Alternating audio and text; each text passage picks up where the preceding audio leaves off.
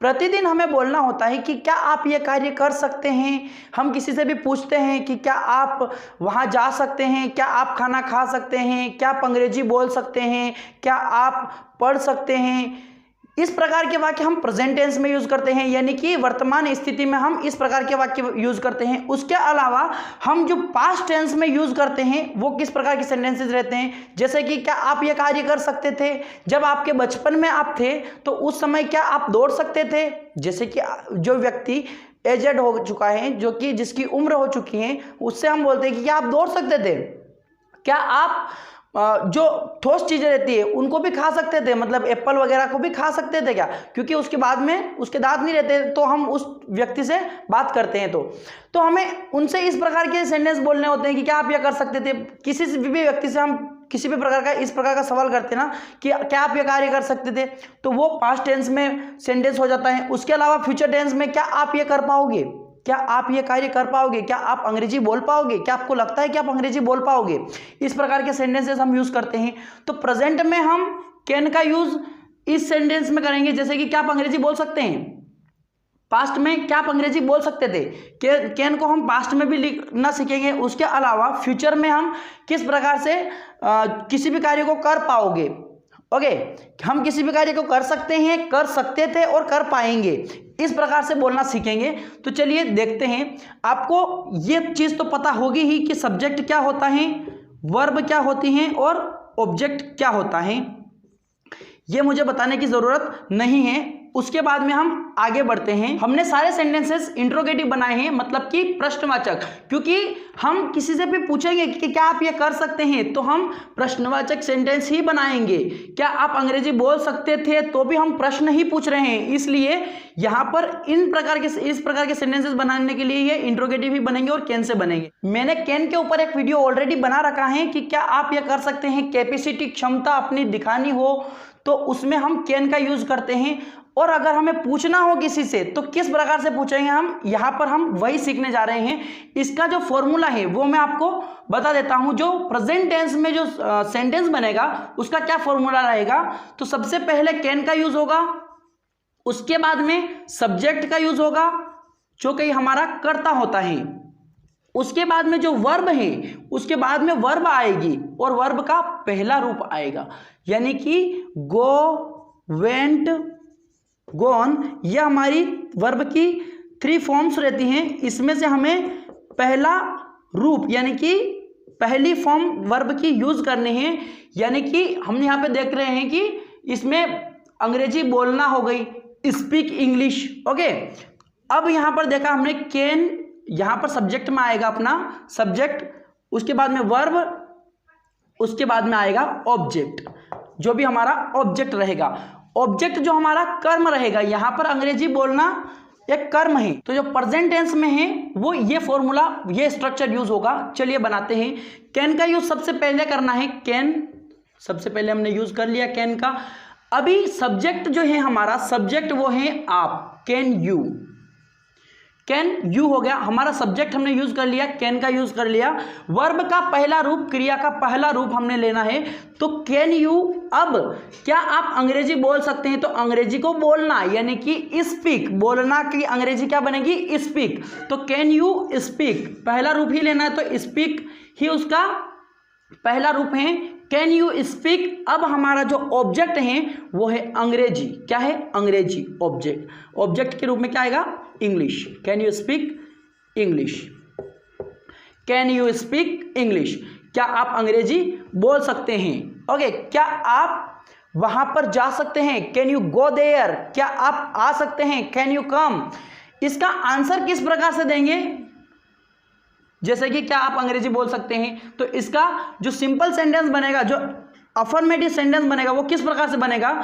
जो व्यक्ति जवाब देगा कैन यू स्पीक इंग्लिश, तो वो व्यक्ति बोलेगा कि मैं अंग्रेजी बोल सकता हूं, तो I can speak English, I can speak English, यानी कि मैं अंग्रेजी बोल सकता हूं। इस प्रकार से सेंटेंस बनेगा।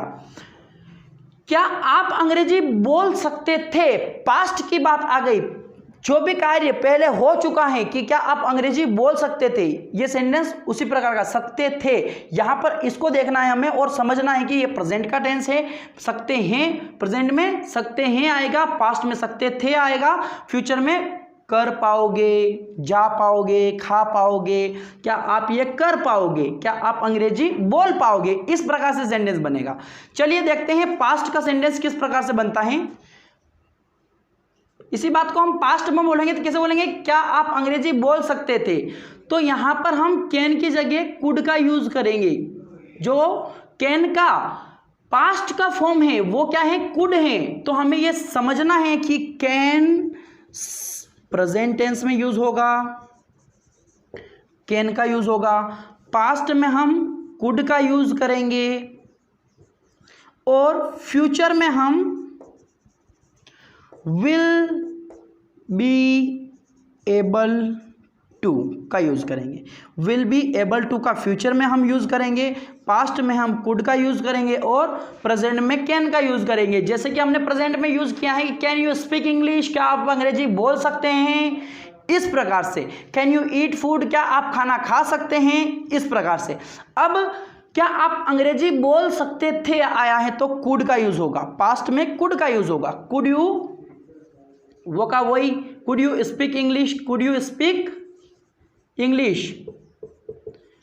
कुड यू स्पीक इंग्लिश, क्या आप अंग्रेजी बोल सकते थे, क्या आप अंग्रेजी बोल पाओगे। फ्यूचर टेंस, फ्यूचर टेंस में होगा विल बी एबल टू। भविष्य में हम किसी भी कार्य को भविष्य की बात पूछ रहे हैं तो क्या आप अंग्रेजी बोल पाओगे, तो सबसे पहले विल का यूज करेंगे हम, उसके बाद में हम सब्जेक्ट का यूज करेंगे। Will you be able to, इस प्रकार से स्ट्रक्चर बनेगा। जो सब्जेक्ट है वो हमारा बीच में आएगा, क्योंकि हम प्रश्न पूछ रहे हैं इसलिए हमारा जो विल है वो आगे आ जाएगा। आपने देखे होंगे सेंटेंसेस बनाते हैं हम नॉर्मली, तो उनमें जो हम इंट्रोगेटिव सेंटेंस बनाते हैं उनमें विल जो भी है हमारी हेल्पिंग वर्ब रहती है, वो हेल्पिंग वर्ब आगे आ जाती है। तो इसमें विल आगे आ चुका है क्योंकि इंट्रोगेटिव सेंटेंस है। तो will you be able to speak English, speak English मतलब कि क्या आप अंग्रेजी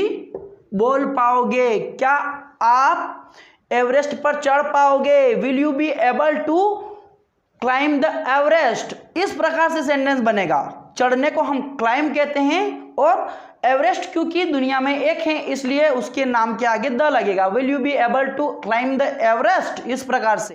दोस्तों कुछ भी सीखने के लिए हमें पेशेंस की बहुत ज़रूरत होती है। कुछ भी सीखना हो हमें धैर्य रखना पड़ता है, बिना धैर्य के हम कुछ नहीं सीख सकते हैं। अगर अपने आप में इम्प्रूवमेंट लाने की सोची है कि मुझे कुछ सीखना है, मुझे अंग्रेजी सीखना है, तो इन वीडियोस को धैर्यपूर्वक आप देखते रहिए, आप ज़रूर अंग्रेजी बोल पाएंगे।